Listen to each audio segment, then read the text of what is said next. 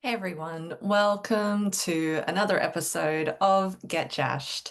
I'm your host, Jess Jash, and today's episode we're going to explore how people pleasing can impact your leadership. So, this is for anyone who has been conditioned to be nice and polite at the expense, especially at the expense of maybe telling the truth or being authentic.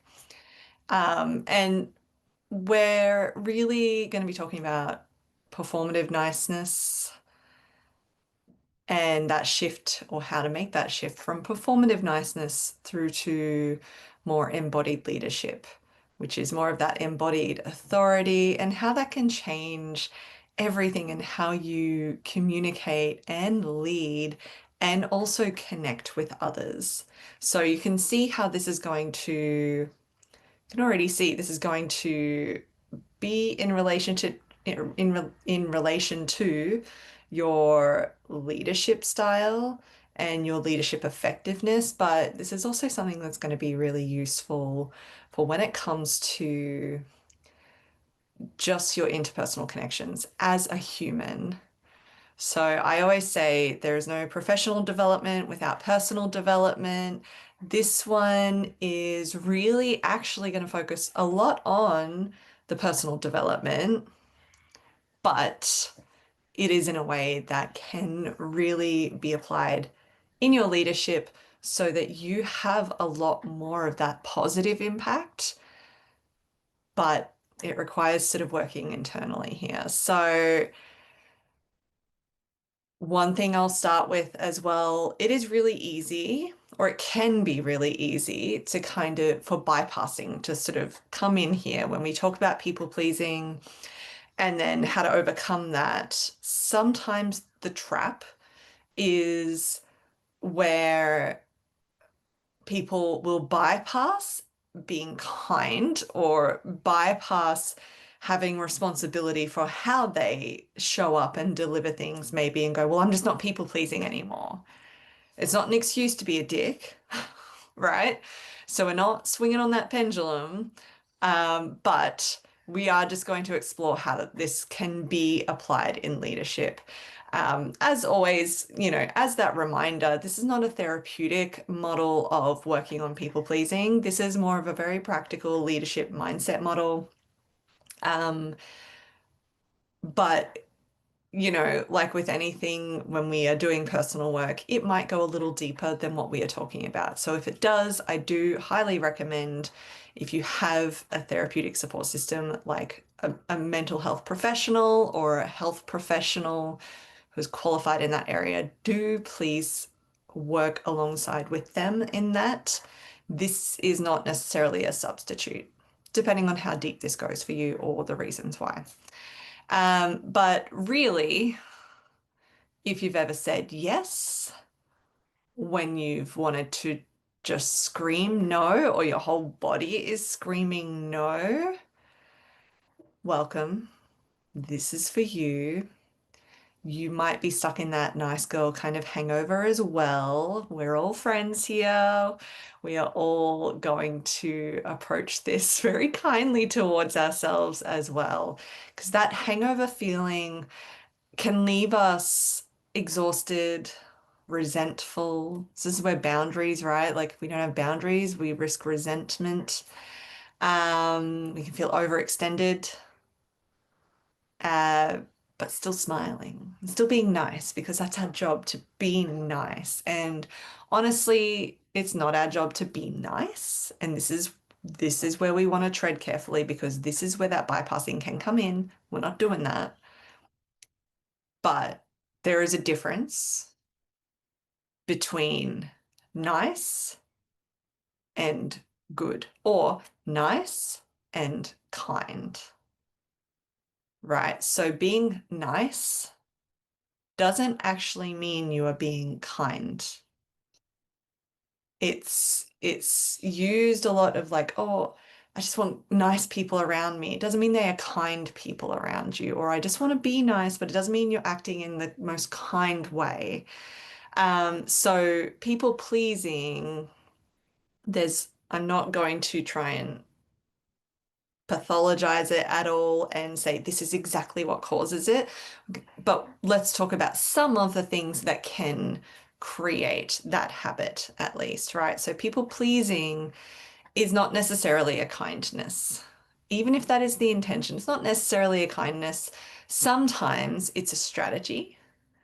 It can be a strategy to avoid conflict or avoid rejection or avoid discomfort or the discomfort that comes from those two things, from conflict and from rejection, right? So it can be unconscious. Often it's often unconscious. We don't really realize we're doing it. And I say we because I am a recovering people pleaser as well. That's why I said you're not alone in this. We're all friends here. But for me, it was really this recognition of, oh, it was all three of those things. Mostly the first two is I'm avoiding conflict and I'm avoiding rejection. And mostly it was the rejection of some sort. The conflict, I'm not someone who particularly likes conflict. I don't thrive in conflict. I don't thrive when I'm constantly feeling like there is a a battle to be had. I'm not one of those people, and I have had to learn over time how to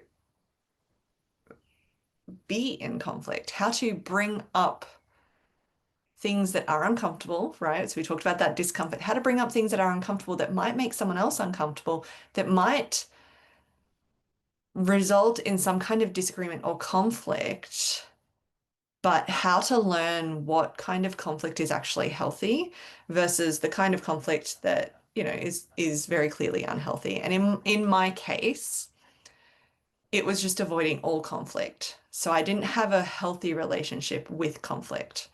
I was um I was taught growing up to be polite no matter what, to not be a burden on other people, to not um, make anyone else feel uncomfortable if I share my truth about being uncomfortable with something or unhappy with something, right? So I had this kind of unintentionally, sure, but I had this kind of conditioning that was all conflict is bad and all conflict is like red line, tiger running at me.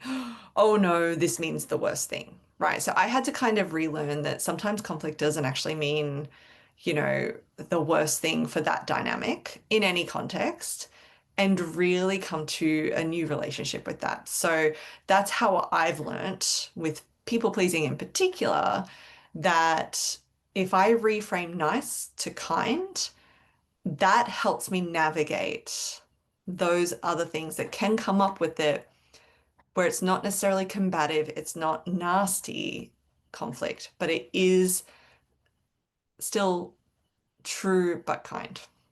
Right. So that's to really just highlight the point that people pleasing and being nice isn't actually having the result that we think it is, or that we even might want it to have, that we might be intending for it to have. And that could be a semantics thing. Some people could have different feelings about the words of nice and kind, but if we sort of look at what those words relate, connect with and relate to within behavior, look at the behavior of what that means. And kindness for me lands a lot better. So that's how I teach it. People pleasing can also be rooted in a nervous system response. Fawning is a lesser known stress response, or in some cases trauma response, but it's rooted in, appeasing. So there's some research that came out about Stockholm syndrome, like the research that was about Stockholm syndrome.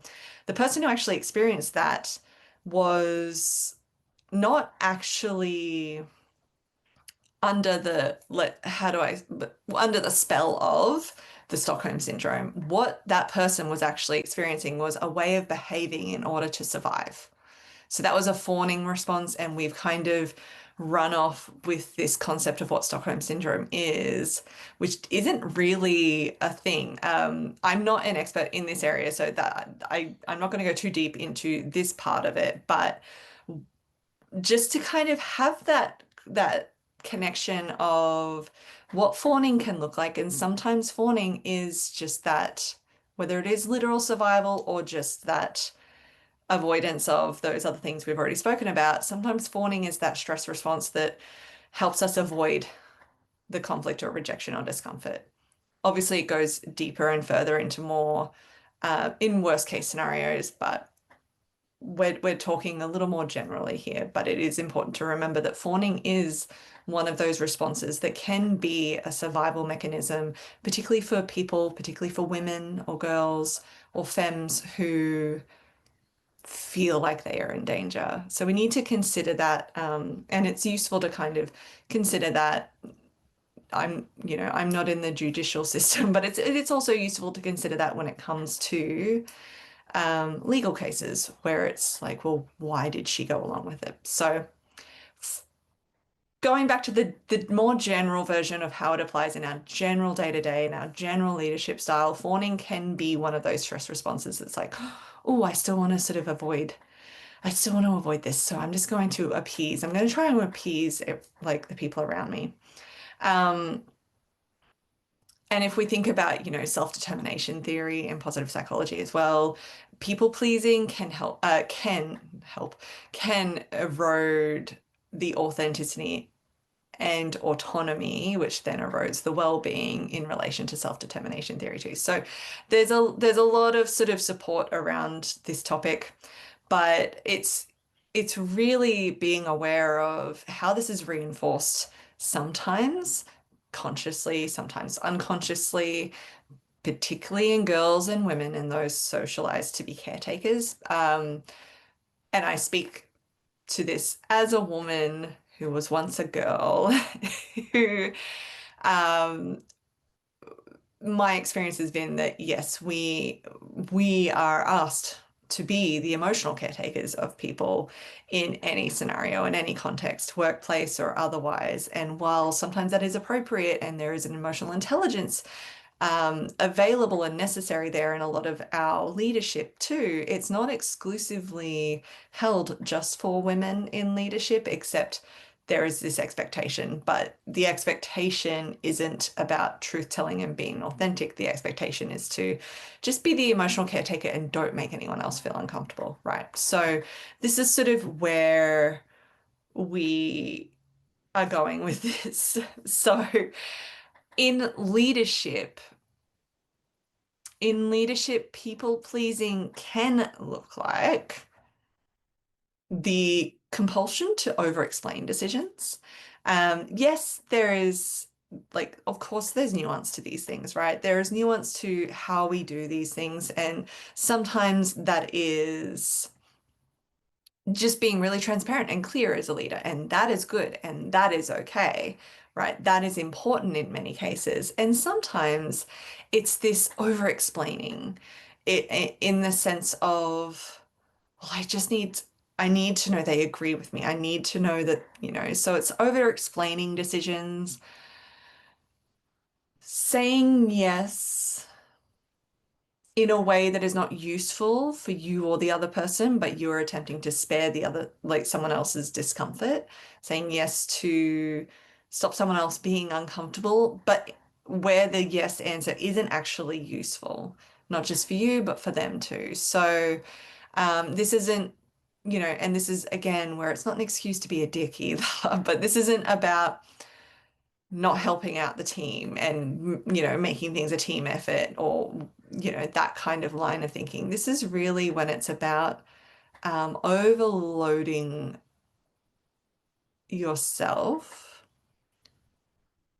to avoid someone else's discomfort, but then that is essentially enabling them to not take responsibility for their own actions or behaviors or workload or responsibilities or whatever it is, right? So this is sort of like that chronic kind of saying yes. Um, It can look like being conflict avoidant, like we've said, but it's simmering under the surface, which can come out in other ways. Can come out in attitude. It can come out in snarky comments, um, but avoiding conflict. And as a leader, we have to at least try. We have to at least practice it and at least try and do the best we can with that, even if it's not perfectly, because then that comes into, all right, well, then how do we repair from this? Because sometimes we're going to make mistakes and say the wrong thing, even if we think it's okay or appropriate to say. And then as soon as it leaves our mouth, we go, oh shit, I shouldn't have said that. That's actually not helpful. Even if it's true, even if it is how I'm feeling, there was no point in that. That's just made someone feel bad. So, like there's an element of nuance to all of these, but being conflict avoidant as a leader, you need to be able to practice at least being comfortable with the discomfort of sometimes having hard conversations or what can feel like confronting conversations, even if it's not combative, but it can still feel confronting. And as a leader, sometimes, that comes in performance management, but also before it gets to performance management. And this is where it's important to, as a leader, it's more helpful for your people to be clearer and truthful with them before it gets to the point where it's the worst thing in the world. Right? So that's sort of how it can do that. And if we don't do that, it also like it lowers the psychological safety of the team, of the culture that you are leading, you're contributing to because your team and your team members never really get the truth until it's too late. So if we think about performance management is an easy one, you could have an expectation of someone, or it could be within their job role, very, very clearly, and you avoid having that harder conversation with them because you just want to be nice to them. You just, you want them to feel good and you want to be nice to them. And none of this is, you know, a bad thing. Like, of course you want people to feel good. It's good to want people to feel good, but people can feel good and still have the truth. So, you might be avoiding sort of pulling them up on a mistake or something that they're sort of dropping the ball on that's impacting other people, which then impacts the culture if you're not sort of helping to manage someone who is impacting other people. But then you avoid it so much that it just gets to the point where you really actually have to step in and performance manage them. But to them, it feels like it's out of fucking nowhere. And understandably, it might feel like it's out of nowhere to them because they haven't been told along the way or taught something along the way. So that reduces psychological safety because you never really know. Like if think about it, if you're an employee and you have a leader who never really tells you how they're feeling about something or if they're happy with something or if they want something to be done differently, if you are an employee with a leader who doesn't really tell the truth and then suddenly they turn an about face and they're like, well, I have to tell you this whole thing now, that's going to put you off and that's going to make you feel like you're not really ever going to get the truth from them. So it's going to make you feel on edge, right? So that lowers the psychological safety of those team members. If we think about PERMA in positive psychology, the lack of boundaries reduces the PERMA elements of, positive relationships and engagement. That lack of boundaries or clarity or truth can reduce positive relationships and engagement, which are the first two key parts of PERMA. So this is all why it's so important to just be aware of, because there are so many hidden costs to this. We've, started covering them already, but internally for you and or for the other people involved, it can create anxiety. So for you, it can create anxiety and burnout and resentment because you're not holding boundaries, but you're just trying to please other people, but you're overextending yourself and you're not actually getting what you need. You're not supporting, you're not asking for support. So you're not getting support, which, results in a loss of self-trust as well. So there is a lot to this that creates an issue. Externally, it results in unclear expectations, Your leadership behavior is more passive than active, which again doesn't really help people understand where they sit with you. And if people are questioning that, they're going to feel less comfortable and less trusting. And then people trust you less because you're not congruent. Your words aren't congruent with your behaviors. And I can think of a few leaders like this where it's, they sounded nice, they sounded, and then, but something wasn't adding up and something wasn't lining up. So then it became worse when they did try to sort of put, you know, measures in place, whether they were right to or totally like, whatever that is, it became worse because they weren't doing that. So, it's not that you can't sort of go back and sort of make up for what you've missed, but if you can sort of do this as soon as you can and start to practice this sooner, the sooner the better. Because one thing, and like the secondary gain, right, of being nice, of people pleasing, right, is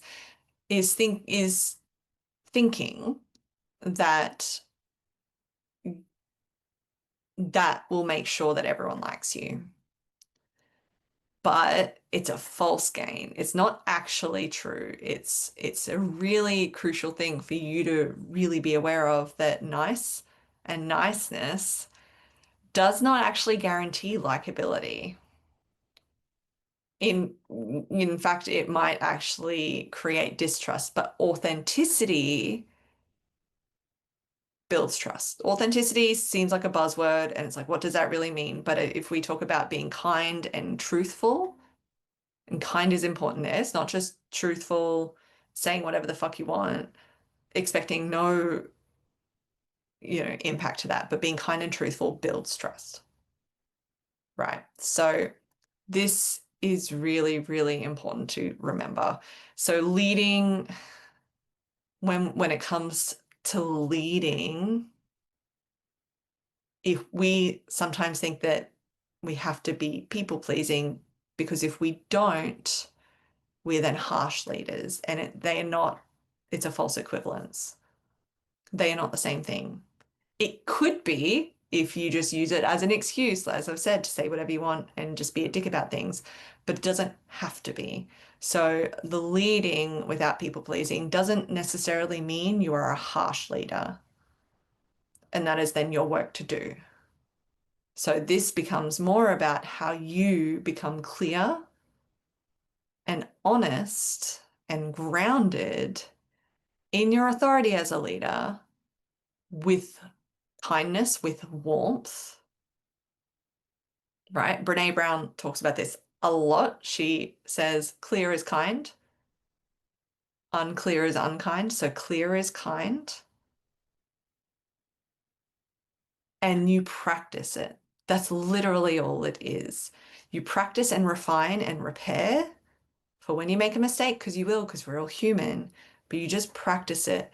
How can you be clear, honest, and grounded in your authority as a leader with warmth and kindness? Even if it's something that someone might not want to hear. That's the empathy piece, right? Just acknowledging, I know this is hard to hear, right? So have a consideration, have a think for a moment, reflect for a moment. Where are you saying yes to purely just manage someone else's feelings?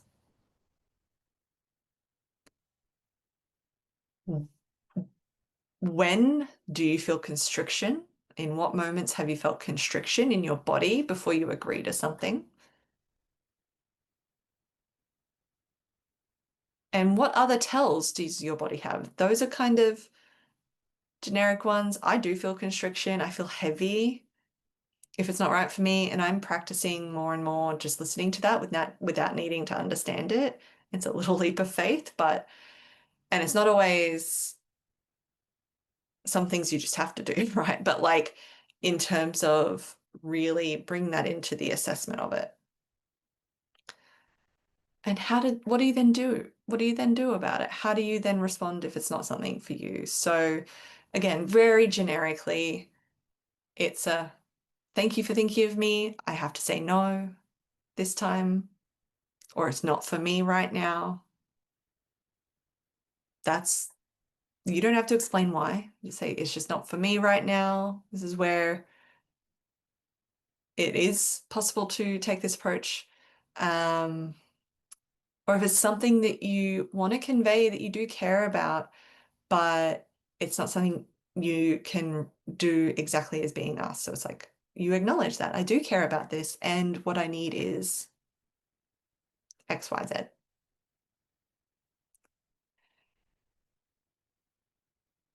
A lot of what this is, and this is why it's self-work, is practicing tolerating discomfort.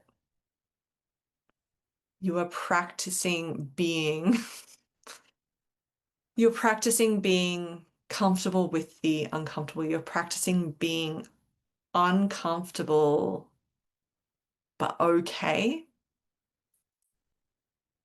within yourself, even if you are uncomfortable. It's really hard sometimes, but the more you practice this, the more you build evidence within yourself that you are going to be okay, mostly, right? I'm talking in a workplace sort of general context. You are going to be okay. You can be clear and kind and firm and I guess respected because it also comes down to, we want people to respect us, but you can build respect. You build more respect this way. Think about some of the more world famous CEOs that we all kind of know just talk a lot of shit. And you don't really know where they stand on something or anything. To me, for me, I lose respect. I lose respect for leaders who just talk shit, especially when it's all about how good they are without the proof or without the kindness, without the warmth. Um, for me, there's not a lot of respect as a leader. I'm not talking about as a human at the bare essentials of that, but as a leader, there's not a lot of respect for that behavior for me because it doesn't actually tell me what kind of positive impact they are trying to have on anything beyond themselves. So you there are ways that don't actually build respect and this is a way you can actually build more respect this way. But the shift can be scary. So here's why it's extra useful because sometimes our brain needs a little bit more, not convincing, but a little bit more of the tangible, like, well, why? If it's just about me, then that's sometimes not enough of a reason. But you are modeling healthy communication for your team and family because don't you want to know the truth of how people are actually feeling around you? And I don't mean inviting yourself to be just abused and criticized in that way, but don't you, if one of your team members or your family members are unhappy, don't you want to know so you can address if it's within your power, you can address something or you can support them in some way? You're modeling healthy communication. So you are making it easier for other people by doing this, by being more authentic and truthful, not like and stepping away from people pleasing where you can. That's to be clear, that's what the this is. You are contributing and building a culture as a leader that values emotional honesty. And what this does is creates more of a legacy for you as a leader because it has more of a positive impact on the team around you. So people are more likely to speak about you in rooms that you're not in. Very pragmatically speaking, that is really important, but that is also building a really healthy culture that then speaks for itself. Um, and you are avoiding burnout because when you're burnt out, you can't actually help anyone else anyway. So you're protecting your energy that isn't about cutting off other people. You're still in community with other people, but you're avoiding that burnout of just trying to make everyone like you. And that, the realness of that makes you such a much more impactful, positively impactful leader than being nice ever will. So there might be time for you to reflect on this. You might need time for you to reflect on this. Um, so maybe consider what's one behavior that might be coming from that place of being nice rather than truthful and genuinely impactful and effective and in the most positive ways. What is one of the behaviors that might be only beneficial for from the perspective of you being quote unquote nice? And how can you slowly, we want to work towards gently retiring that, right? So but how can you slowly start to choose to, I want to say flip that, to switch that. It's like, it's like the advice of if you want to eat more, if you want to eat healthier and eat more fruit, like more veggies, start to just fill up your plate with veggies before you remove the things that don't actually feel as good or aren't actually as nutritious for you, right? So you're not detracting from yourself, you're filling up with what's good for you. It's a very general example. So when it comes to behavior where it's purely just for the benefit of you being seen as nice and agreeable, but it's not actually helping anyone, and there might actually be another way that's more helpful. How can you start to fill up more of those metaphorical veggies so that you can start to switch that behavior, flip that switch? And it takes little by little, and it takes practice, and you're not always going to get it right. Just, it's okay. We practice, we repair when we need to, we try again, and we get support as we need to as well. Whether that is more of that deeper health professional support, or whether that is working with a coach to help just navigate those changes in the habits, whatever that is. I hope this has been useful for you. If it has been, please share this episode and also share it with someone that you think might get benefit from it as well, because this is just a really important topic that the more we're kind of reminded of it, the more we can just keep checking in and going, oh, I was people pleasing. Oh, have I gone too far and just being a dick now and calling it protecting my energy? Okay, how am I still in community with each other and in relationship with other people while still being truthful without trying to sort of pander to them, but also, it's layered. But just be aware of where you are on the pendulum, but also just navigating the in-between. So if you think that there is someone who can benefit from this, please share it with them as well. And just keep coming back to what is the most truthful, kind way of doing this, and just keep practicing it. I don't always get it right.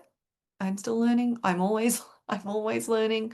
I make this mistake, but if we can try a little bit more, we do end up feeling better. We do feel a little more energized, have a little more energy for ourselves, and ensure that the actions we are taking and the things we are saying are more effective, genuinely effective. So thank you for listening. Thank you for being here with me. I will see you next week when we have a wonderful, wonderful guest on, and I cannot wait for you to hear from her. So until then.